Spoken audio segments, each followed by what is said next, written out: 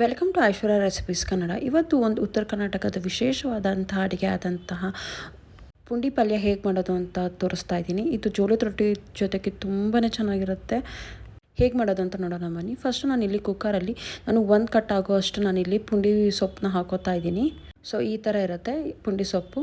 So ಇದನ್ನು ನಾನು ಚೆನ್ನಾಗಿ ಬಿಡಿಸಿ ತೊಳೆದು ಈ ಥರ ಒಂದು ಕಟ್ ನಾನಿಲ್ಲಿ ಕುಕ್ಕರ್ಗೆ ಹಾಕೋತಾ ಇದ್ದೀನಿ.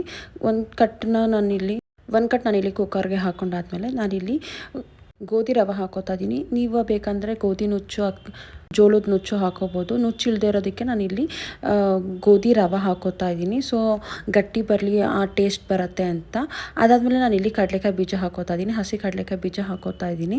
ನುಚ್ಚು ಹಾಕೊಂಡ್ರೆ ಟೇಸ್ಟ್ ತುಂಬಾ ಚೆನ್ನಾಗಿರುತ್ತೆ. ಬಟ್ ನುಚ್ಚು ಇಲ್ಲದಿರೋ ಕಾರಣಕ್ಕೆ ನಾನಿಲ್ಲಿ ಗೋಧಿ ರವೆ ಹಾಕೋತಾ ಇದ್ದೀನಿ. ಅದಾದಮೇಲೆ ನಾನಿಲ್ಲಿ ಅರ್ಧ ಟೇಬಲ್ ಸ್ಪೂನ್ ಹಾಕೋಷ್ಟು ನಾನಿಲ್ಲಿ ಅರಿಶಿನ ಹಾಕೋತಾ ಇದ್ದೀನಿ. ಸೊ ಇಷ್ಟೆಲ್ಲ ಹಾಕೊಂಡಾದ್ಮೇಲೆ ನಾನಿಲ್ಲಿ ನೀರು ಸೇರಿಸ್ತಿದ್ದೀನಿ. ಬಿಸಿ ಬಿಸಿ ನೀರು ಹಾಕೋತಾ ಇದ್ದೀನಿ.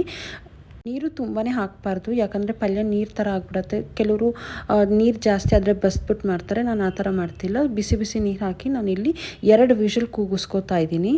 ಪುಂಡಿ ಸೊಪ್ಪು ನೀರನ್ನ ಬಸ್ತಿ ಮಾಡೋರು ಮಾಡ್ತಾರೆ. ನಮ್ಮ ಮನೇಲಿ ನಾವು ಈ ಥರ ವಿಶೇಷವಾಗಿ ಮಾಡ್ತೀವಿ. ನಾವು ಬಸಿಯಲ್ಲ, ಸೊಪ್ಪು ಎಷ್ಟು ಬೇಯುತ್ತೋ ಅಷ್ಟು ನೀರು ಹಾಕಿ ನಾವು ಇದು ಮಾಡ್ತೀವಿ.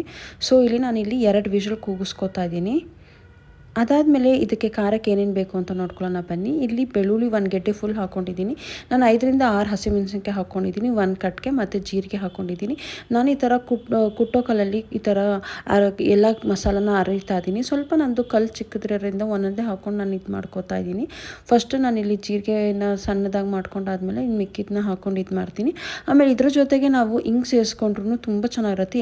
ಹಿಂಗೆ ಆಪ್ಷನಲ್ಲು, ಬಟ್ ಹಿಂಗೆ ಹಾಕ್ಕೊಂಡ್ರೆ ಆ ಟೇಸ್ಟೇ ಬೇರೆ ಇರುತ್ತೆ. ಸೊ ಇಷ್ಟೆಲ್ಲ ಹಾಕ್ಕೊಂಡು ನಾವು ಇಲ್ಲಿ ಖಾರದ ಕಲ್ಲಲ್ಲಿ ಅರಿತೀವಿ. ಖಾರದ ಕಲ್ಲಲ್ಲಿ ಅರ್ದಿ ಮಾಡೋ ಅಂತಹ ರುಚಿನೇ ಬೇರೆ ಇರುತ್ತೆ. ಖಾರದ ಕಲ್ಲು ಇಲ್ಲ ಅಂದರೆ ಇದನ್ನೆಲ್ಲ ನೀವು ಮಿಕ್ಸಿಲಿ ಹಾಕಿನೂ ಪುಡಿ ಮಾಡ್ಕೋಬೋದು. ಬಟ್ ಆದರೆ ಖಾರದ ಕಲ್ಲು ಇದ್ದರೆ ಖಾರದ ಕಲ್ಲಲ್ಲಿ ಮಾಡಿ ತುಂಬ ಚೆನ್ನಾಗಿರುತ್ತೆ ರುಚಿ. ಸೊ ಇಲ್ಲಿ 2 ಸಲ ಕೂಗಿದೆ. ಸೊ ಇದಾದಮೇಲೆ ನಾವೇನು ಆವಾಗಲೇ ಖಾರ ಅರಿತಿದ್ವಿ ಅದನ್ನ ಹಾಕ್ಕೊಂಡು ಸ್ವಲ್ಪ ಎಣ್ಣೆ ಹಾಕ್ಕೊಂಡು ನಾನು ಈ ಥರ ಮಿಕ್ಸ್ ಮಾಡ್ಕೋತಾ ಇದ್ದೀನಿ.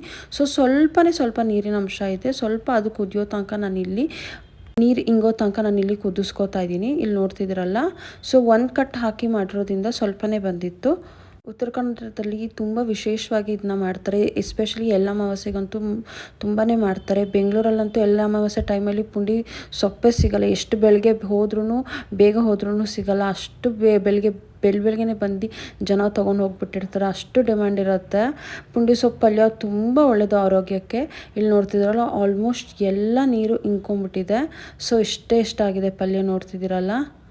ಬಟ್ ತುಂಬಾ ಟೇಸ್ಟ್ ಇರುತ್ತೆ ಈ ಪಲ್ಯ ಬೆಸ್ಟ್ ಕಾಂಬಿನೇಷನ್ ಅಂದರೆ ಜೋಳದ ರೊಟ್ಟಿಗಂತೂ ಈ ಪಲ್ಯ ಮಾಡಿಸ್ದಂಗಿರುತ್ತೆ. ಅಷ್ಟು ಚೆನ್ನಾಗಿರುತ್ತೆ ಈ ಪಲ್ಯ. ಊರ ಕಡೆ ಅಂತೂ ಅಮಾವಾಸ್ಯೆ ಕಂಪಲ್ಸರಿ ಈ ಪಲ್ಯ ಮಾಡೇ ಮಾಡ್ತಾರೆ.